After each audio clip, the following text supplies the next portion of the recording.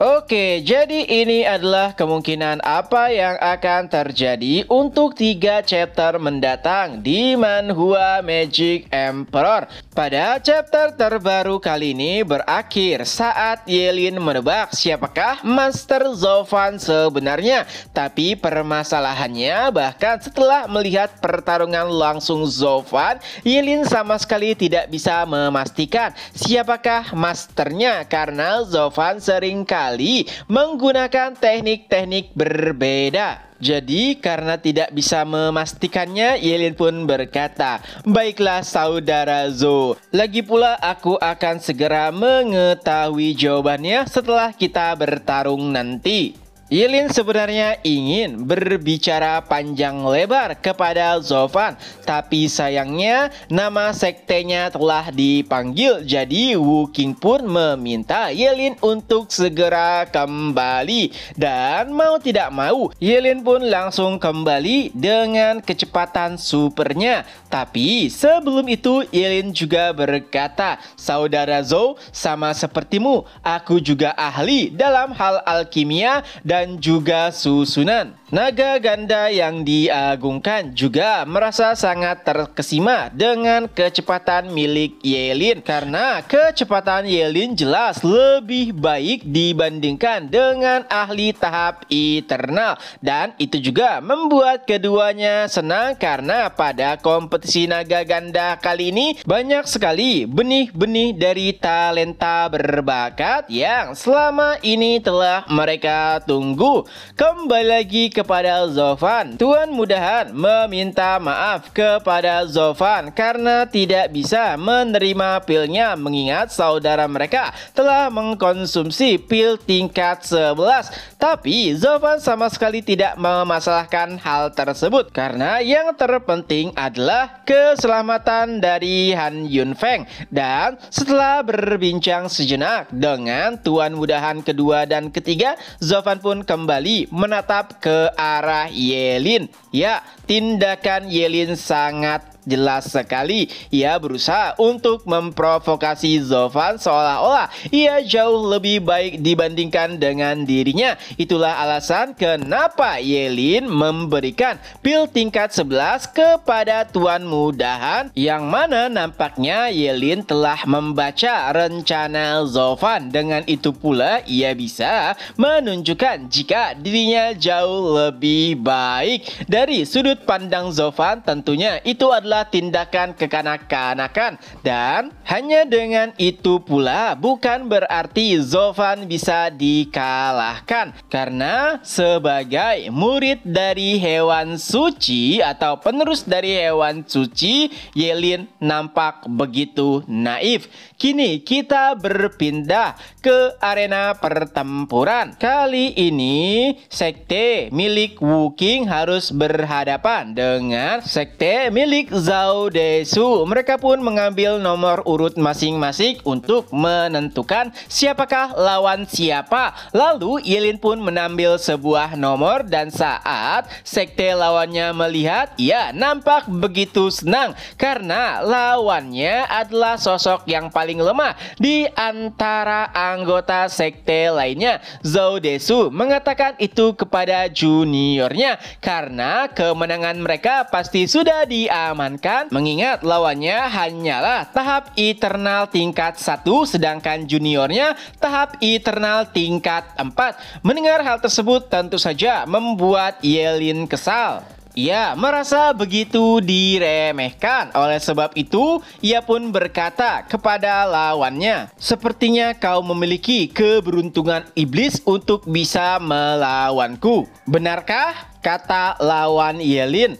Lalu Yelin kembali menanggapinya, "Ya, kalau begitu sesuai dengan keinginanmu." Lalu karena semua sudah mengambil nomor urut, pertarungan pertama pun dimulai. Itu adalah pertarungan bakat tertinggi dari kedua sekte, yaitu Wuking melawan Zhao Desu. Zhao Desu sendiri merupakan ahli Eternal tahap 5, adapun Wuking ahli Eternal tahap 6. Keduanya nampak begitu ramah, saling bertukar sapa sampai dengan pertarungan dimulai. Awalnya pertarungan nampak begitu menakjubkan. Keduanya terus bertukar serangan dengan sangat baik. Naga ganda yang diagungkan bahkan terlihat begitu terkesima dengan kemampuan keduanya. Tapi karena Wuking terlihat begitu mencolok, naga ganda yang diagungkan pun menulis namanya. Dan beberapa saat setelahnya, naga ganda yang diagungkan juga ingin menulis nama Zhao Desu. Tapi rekannya menyarankan untuk melihat pertarungannya sampai akhir, dan ternyata firasat dari naga ganda yang diagungkan benar terkait dengan Zhao Desu. Belum lama pertarungan dimulai saat Wuking ingin memberikan serangan yang begitu kuat, Zhao Desu memilih untuk mundur atau mengaku kalah. Wuking bahkan nampak kesal dengan tindakan yang dilakukan oleh Zhao Desu, padahal keduanya masih menggunakan setengah dari kekuatan mereka. Tapi Zhao Desu lebih memilih untuk menyerah daripada berjuang sampai akhir. Zhao Desu beralasan walaupun mereka bertarung sampai akhir, ia pasti kalah, jadi lebih baik menghemat tenaga untuk melawan iblis-iblis pada pertarungan selanjutnya. Saat perdebatan tersebut terjadi, Yanmo yang menyaksikan hal tersebut merasa jika tindakan dari Zhao Desu begitu pengecut. Ia bahkan sepertinya tidak layak disandingkan dengan para jenius dari sekte peringkat tinggi. Nah, ternyata Yanmo juga sudah bisa menilai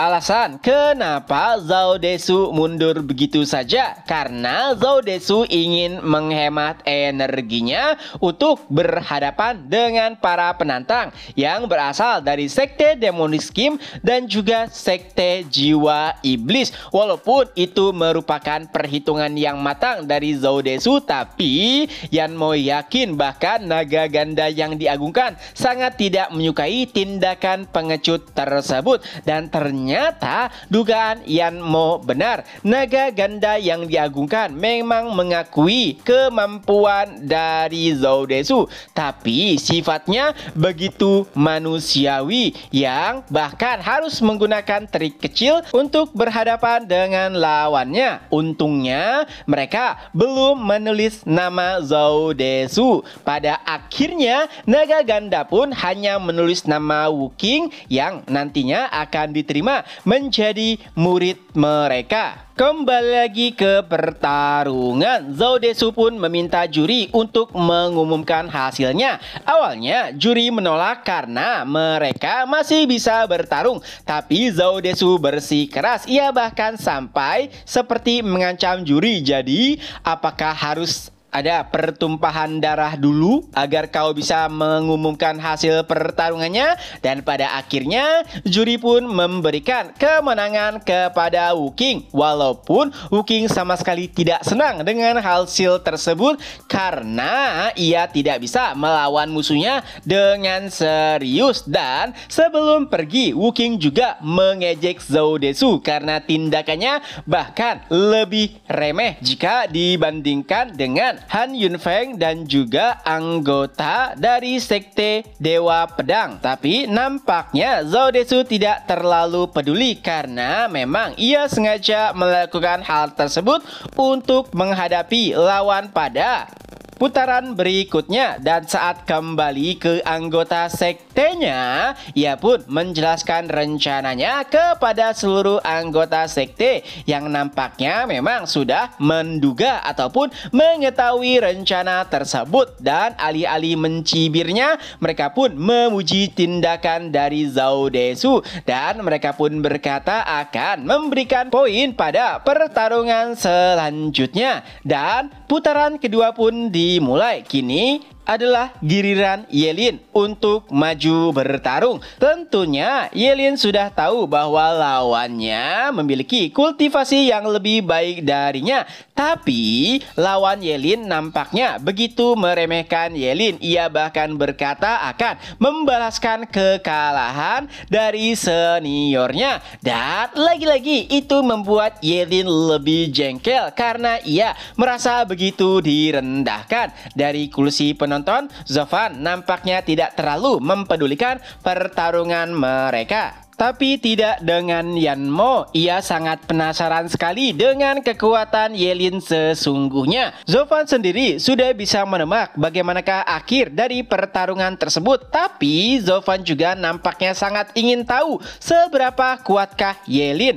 Kembali lagi ke medan pertarungan, nampaknya lawan Ye Lin masih terus saja berusaha untuk mengejek Ye Lin. Seakan-akan ia jauh lebih baik darinya. Melihat tingkah laku dari pria tersebut, para penonton pun mulai mencibirnya dan menganggap jika sekte mereka begitu menjijikkan. Pertama, Zhao Desu menyerah saat lawannya lebih kuat hanya untuk menyimpan energinya. Lalu yang kedua, karena kultivasinya sedikit lebih tinggi dari lawannya, ia nampak begitu bersemangat dan bahkan sampai meremehkan lawannya. Ye Lin bahkan begitu kesal dengan tingkah laku pria besar di hadapannya yang terlihat begitu menyempelekan dirinya hanya karena perbedaan kultivasi. Dan siapa sangka dari awal lawannya bahkan langsung menggunakan kekuatan jiwanya. Lebih tepatnya ia menunjukkan bentuk jiwanya yang mana itu sebenarnya juga membuat Ye Lin sedikit terkejut. Nampaknya ada alasan kenapa lawan Ye Lin begitu percaya diri, karena bentuk jiwanya adalah jiwa unsur, lebih tepatnya gravitasi. Jadi lawan Ye Lin membuat gravitasi di sekitarnya menjadi lebih berat. Menyadari hal tersebut, Yanmo bahkan memuji lawan Ye Lin karena setidaknya itu bisa menghentikan pergerakan cepat dari Ye Lin. Tapi Yanmo juga yakin bahwa Ye Lin tidak hanya hebat dalam hal kecepatan saja. Dan tentu saja asumsi itu benar. Saat pertarungan dimulai, lawan Ye Lin nampak begitu percaya diri. Apalagi Ye Lin sama sekali tidak meninggalkan tempatnya. Kala itu ia berasumsi bahwa Ye Lin ketakutan, tapi sebenarnya tidak. Ye Lin sudah menumpuk seluruh kekesalannya dan Ye Lin pun menyerang lawannya hanya dengan satu serangan saja. Tapi hasilnya ia pun mati dan tidak menyisakan apapun. Jiwanya bahkan perlahan memudar. Hanya dalam hitungan detik saja lawan Ye Lin telah dimusnahkan sepenuhnya. Para penonton yang menyaksikan hal tersebut bahkan hanya bisa terdiam. Awalnya mereka menganggap hanyalah Zovan yang dikatakan sebagai monster, tapi ternyata ada monster lainnya yang sama mengerikannya seperti Zovan. Yanmo juga memiliki pemikiran yang sama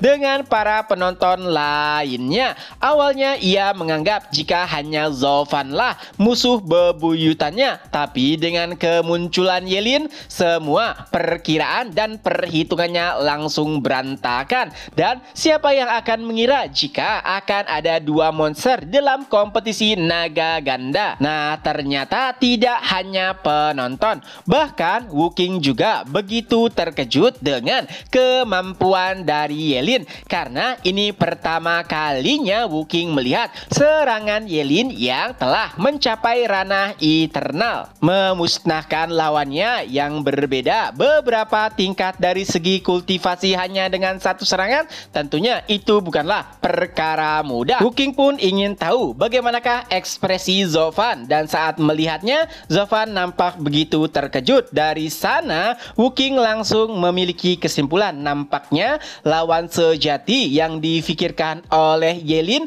masih bukanlah tandingannya, atau bisa dikatakan Yelin mungkin masih jauh lebih kuat dibandingkan dengan Zofan. Kini kita berpindah ke naga ganda yang diagungkan. Keduanya nampak sangat bersemangat karena setidaknya ada dua monster yang setara dengan dan King Seng setelah sekian lama mereka menanti. Apalagi baik itu Zofan dan juga Yelin memiliki jalan yang berbeda, penganut jalur iblis dan juga penganut jalur keadilan. Dengan demikian Heiran dan juga Bei Mei bisa melatih mereka satu persatu. Beda halnya saat mereka melatih Dang King Seng, karena apa yang mereka ajarkan seperti bercampur antara jalur iblis dan juga keadilan. Keduanya nampak sudah tidak sabar untuk mengajar Zofan dan juga Yelin. Bahkan salah satu dari mereka menginginkan jika Zofan dan Yelin terus bertarung untuk meningkatkan kemampuan mereka. Tapi yang menjadi pertanyaan adalah bagaimana menjelaskan posisi mereka kepada sekte mereka.